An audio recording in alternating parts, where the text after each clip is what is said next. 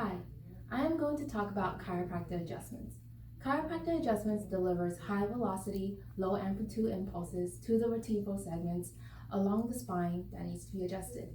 It promotes proper alignment and increases mobility to the restricted vertebral segments. It helps to decrease pain as well as relax the muscles.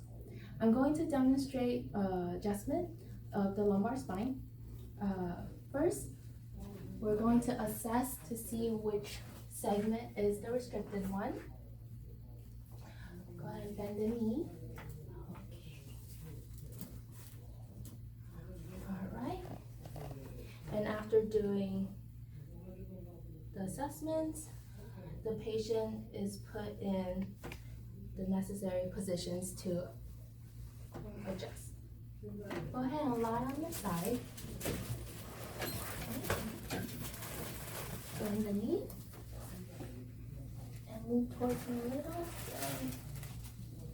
And then you just have the patient relax and take a deep breath in and breathe all the way out. Okay. After adjustment, some patients may feel a slight achiness, especially if it's their first time with the adjustment.